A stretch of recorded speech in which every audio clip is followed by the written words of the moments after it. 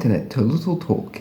And today I wanted to talk about two opposing forces in the world of psychotherapy.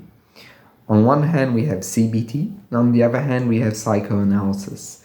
So it's something that I wanted to talk about, as very often nowadays, both are conceived of as polar opposites, ways of doing therapy that are absolutely inconsolable and cannot work together.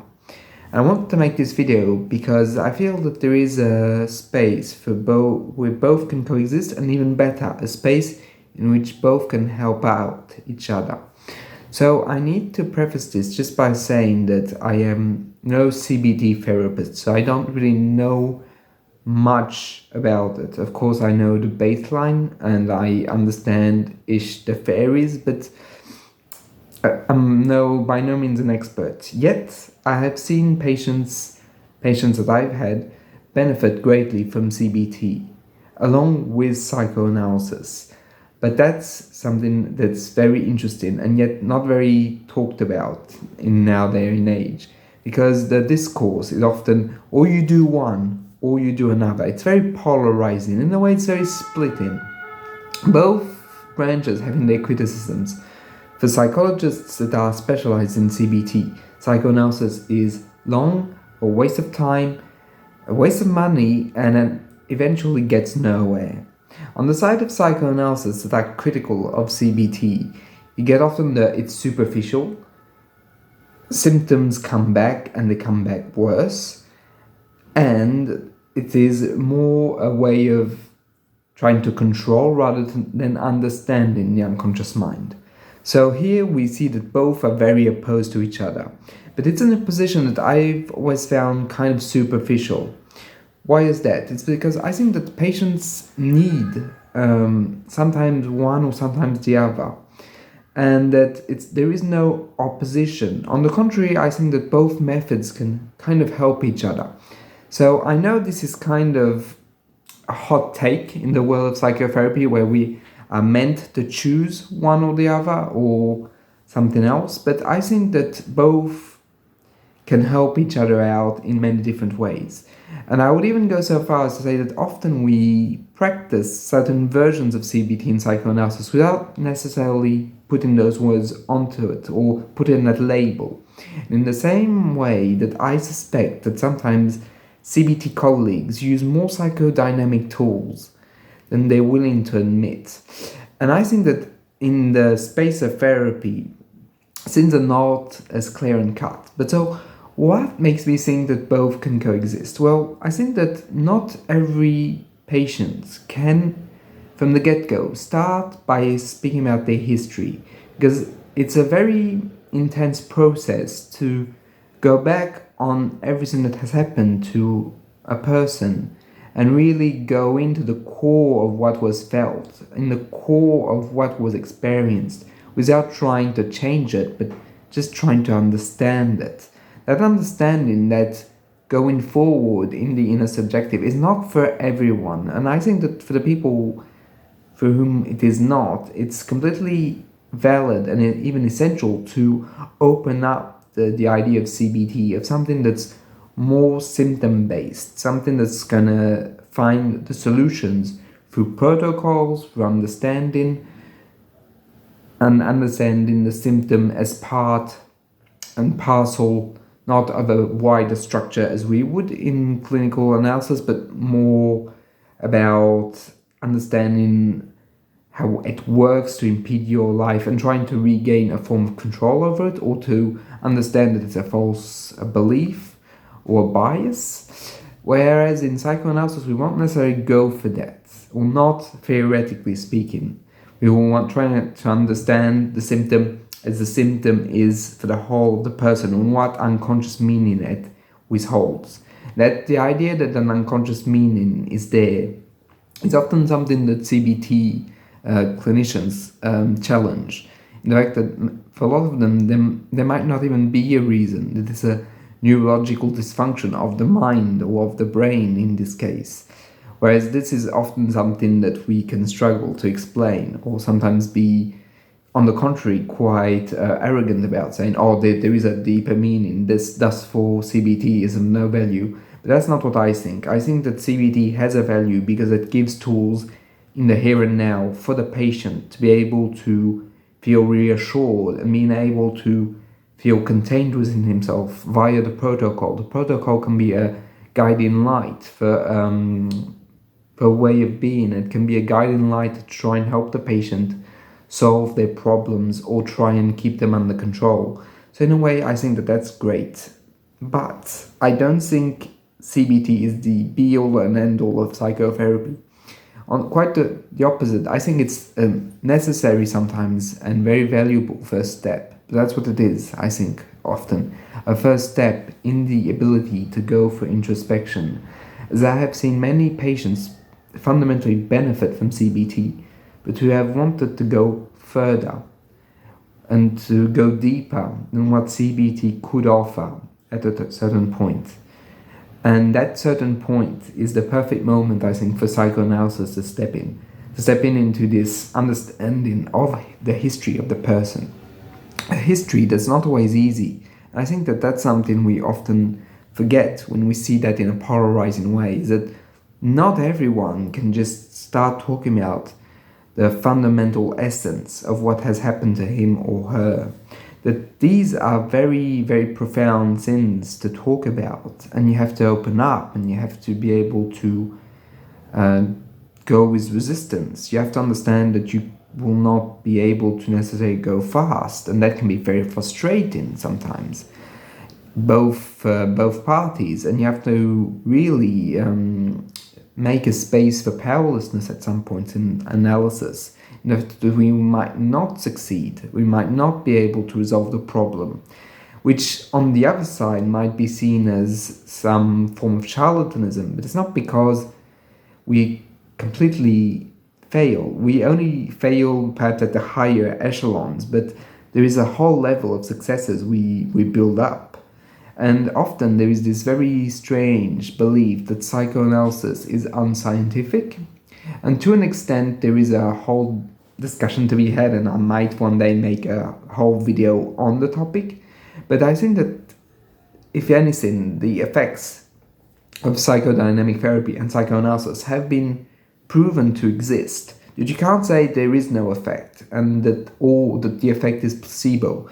It's on the same level as CBT. That's why I think that both are essentially complementary of one another, because psychoanalysis is going to go deeper and further for people that need it. And CBT is going to help people in the present in a very fundamental way. And as I was saying earlier, I really suspect that a lot of us sometimes take tools of one approach and use it in another. We will not say it out loud and we won't change our theoretical orientation over it, right? But there are moments in which, for example, I, as a practicing psychologist, have used CBT, and I have no qualms with that. And I felt that at that point it was the best for the patient and for the therapeutic process to go like that. But that doesn't mean that I am going to stop there. It means more that at that moment I felt that it was a very useful tool to have, and I'm happy I had learned about it to be able to apply it. And there are some moments where you're gonna, as a clinician, have to go into the present and find immediate solutions to problems. There's a lot of situations in which it can happen. For example, completely hypothetically, if, like, let's say a person is in a state of crisis, you're not going to speak about how childhood has fascinated the person façonné in French. I am a bit short of words in English, but molded, yes, that's it. Molded the person into what he has become. No, I mean, in a state of crisis, you have to solve the crisis. Therefore, it is very important to take on that board of solving the crisis in the here and now, so that when the person is more stable, you can go back to the essence of the psychodynamic therapy. But that solving can be very helpful to have CBT tools. However, I would say that in analysis it's incredibly important to not overly rely on those protocols. as they're useful, but they can't become the central part in psychodynamic therapy, because if not, we are losing the goal of what we're trying to reach, i.e. a deeper, fundamental and more holistic understanding of the individual. On the same end, I'm pretty sure that certain CBT therapists use psychodynamic tools to understand and explain certain symptoms to the patients. I'm really a strong believer that both currents, psychoanalysis and CBT, are not so split in the clinical realm. Really, when you get down with a patient and you try and help someone, you're not going to spit on a tool that can help you at the moment with a patient. You're not going to go on your high horses and say, I don't do that, I'm not touching that because it's worthless or it doesn't belong to what I want to do. It's more like you want to help someone, so you're going to use everything you can to help that person. Even if it's not your orientation proper, you're still going to do it. And I think that's a testament to how much clinicians try to help people, is that we do often go above and beyond our theoretical discourse to try and do the best. And I think that that's something that's often not talked about too much, because we all belong into our schools, so to speak, and we don't necessarily merge, because there is a whole, and I would say kind of nasty side of all those schools, is that there's a lot of infighting because everyone feels that they have the truth. And often people, for example, with psychoanalysis, will feel that because our methods aim deeper, that doesn't mean that necessarily that we always go deeper, but the aim is to go as deep as we can, that we have some kind of like fundamental core philosophical or even like mystical knowledge on the individual, that, I mean, it doesn't sit too well with people that I'm on the other side taking the road of demonstratively objective quote-unquote science. So both of them clash, and there's a lot of hubris in both. Trust me, I've seen plenty of very arrogant people in both.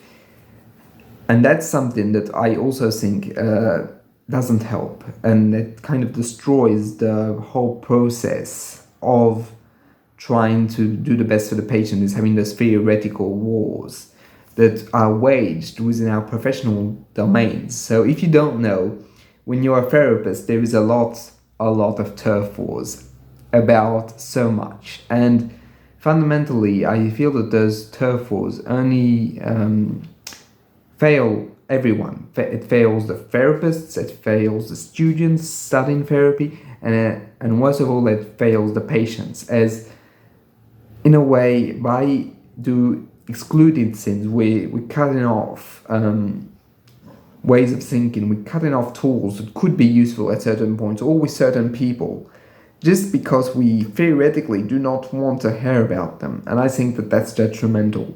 And don't get me wrong, even if you're in a country where CBT is like the golden standard and psychoanalysis is the underdog, it's still very important to have both, I think. Because here in France, for example, for a long time, psychoanalysis was the golden standard, and CBT was seen as like virtually a subpar form of therapy. Some analysis going as far as saying it's not therapy, it's just CBT, it's its own box, but it's not therapy. So here, I think that in a way, both have a lot to learn from each other. But because of our incredible stubbornness in both perspectives, we don't learn from each other. And I mean, I say that, and I've read a bit about CBT, but I have not myself trained in CBT. So I'm going to explain why I don't use both. Well, very simply, very at my core, I don't necessarily enjoy protocols, because I feel that even though they can be very useful, and I'm not saying they're not, how I like to work, and that's where it really stems from, how I like to work is just opening up the story, opening up to the discourse of the patient, to the parole, as we would say in French. They're talking about themselves, talking about their psychology, talking about who they are. And from there is an exploration of who they are and where we're going. And I love that. That's fundamentally what I always wanted to do. And I feel that if I were to do something that was more formal, perhaps more real, on something that's more like we have this, and this, and then we're over, I don't think I would find as much enjoyment in my job as I am right now. So that's why I, for example, don't do CBT. Not because I find it worse or non-useful, because I find it very useful. It's just that I enjoy the other side much more. And I work with people who have all come to enjoy that part of it as well. Or people who have done CBT and who want something different, but who have always, and that's something that I can attest to, have always said that it has been useful in one way or another. That's why I think that it's very important, because the people I've had the chance to work with have always found it useful in a way or in another. That's why I find it very useful as well. And talking with my CBT colleagues, I often discover new ideas and new ways of dealing with a situation, which I find very interesting. Even though I feel that there is maybe sometimes the illusion in CBT that things can be solved, whereas I feel that it's more things that dealt with, but they're not completely solved. Whereas psychoanalysis is more about trying to solve a bigger problem, but you know you're not going to be able to solve everything. So there's a lot of powerlessness in psychoanalysis, which I feel that does not necessarily permeate into CBT, but that's a very personal take on the matter. Because at the end of the day, this is a very, how can I say, heated topic in psychotherapy and psychotherapy schools. And I just want you to know that I feel that both are necessary and both, I think, are complementary. That both should go together. And I often think that sometimes if one has failed, the patient should try the other. As I think that both, or not even failed, but if the treatment hasn't done everything that it could open up, the patient feels that there's something lacking, he should go and try the other side. As I think both fundamentally together open to something that could be fundamentally so hopeful to the patient. And in a way it would also allow us to reconciliate, because of all the splitting and all the wars that tear us apart as a mental health community, because that's also another problem which is there in, I think, a lot of countries, is that those schools are basically fighting it out always and all the time. And perhaps, at least in the interest of the patient, we can find common ground in how to help others. At least this is my take. So it's a very imperfect take, as I realize, but I just wanted to talk about it because I found it interesting. And I also think that my perspective can be valuable, at least to an extent. But feel free in the comments to tell me if you agree, disagree, or if you have another perspective. Here I'm not trying to state the truth, but I'm more trying to share my personal opinion as a clinical psychologist working in France. So I hope you enjoyed this video, and I'll see you in the next one. Bye.